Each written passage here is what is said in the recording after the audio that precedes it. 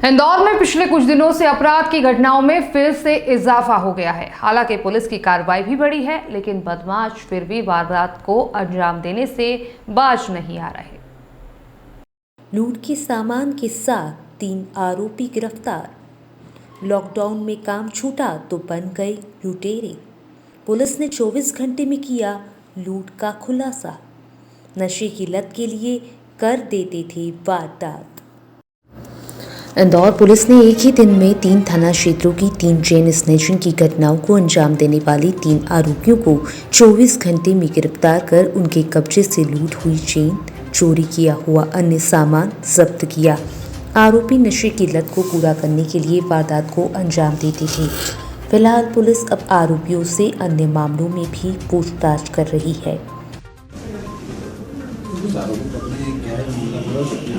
पिछले हफ्ते एक चेन ऑफ इवेंट्स हुआ था 3 थाना क्षेत्रों में, जिसमें कुछ चेन खींचने की वारदात सामने आई थी। मामला चूँकि महिलाओं से चेन स्नैच करने का था, तो गंभीर प्रकृति का होने के चलते थानों की पुलिस को एक्टिवेट किया गया। तीनों थानों की पुलिस को हमने एक्टिवेट कराया, जिसमें परदेसीपुरा, हीरानगर, बाणगढ़ के मेन मुख्य जो हमारे जो पुलिस के जो कांस्टेबल्स हैं और प्लस इन्वेस्टिगेटिंग ऑफिसर्स थे, उनकी संयुक्त टीम हमने बनाई और उस पर हमने उनको कार्य पे लगाया, जिसमें उनने तुरंत ही फुटेजेस डेवलप करके और अपनी क्रिमिनल इंटेलिजेंस जो है उसके चलते 2 व्यक्तियों को जो है उन अपने कस्टडी में लिया। उनसे पूछताछ में हमें पता चला कि उन्होंने वो वारदातें तो करी ही थी। उनसे हमको 3 चेन भी बरामद हुई जो उन्होंने स्नैच करी थी। इसके अतिरिक्त उन्होंने जो न्यू गोविंद कॉलोनी और गोविंद नगर खारचा ऐसी अन्य जगह पे कुछ चोरी की भी वारदातें हुई थी, वो भी उनके द्वारा कबूल की गई हैं। और उसी तारतम्य में हमने उनसे एक चेन, टीवी, गैस की टंकी, भगवान की कुछ पीतल की मूर्तियाँ, ये भी सब सामान उनसे जब्त करने में आया है। अभी हमारी फर्दर इन्वेस्टिगेशन में हमको उम्मीद है कि कुछ और अन्य वारदातें भी ये हम इनसे मतलब मिलने की संभावना है, जिस पर हम वर्कआउट कर रहे हैं। इस पूरे जो कार्य था, ये पूरे कार्य में बाणगढ़ पुलिस और हीरानगर पुलिस के जवानों ने बहुत अच्छा कार्य किया।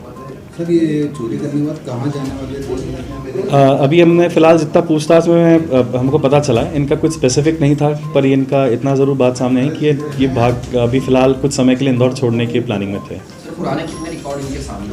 अभी फ़िलहाल जितने भी हमारे पास जो आरोपी हैं, उस किसी के क्रिमिनल रिकॉर्ड एक का ही है जो माइनर है। मेजरली ये जितनी बात अभी तक सामने आई है, पता चला है उसमें कि लॉकडाउन जो था, लॉकडाउन के चलते अभी ये जिस जगह पे काम करते थे, एक जो आरोपी हमारे जिसमें शामिल भी है, उसके यहाँ पे कार्यरत थे, उसकी कुछ जो दुकान थी वो बंद होने के चलते ये सब अभी पैसे की तंगी से गुजर रहे थे, और इसी के चलते उन्होंने इजी मनी अटेन करने के लिए ये इस कार्रवाई को अंजाम दिया।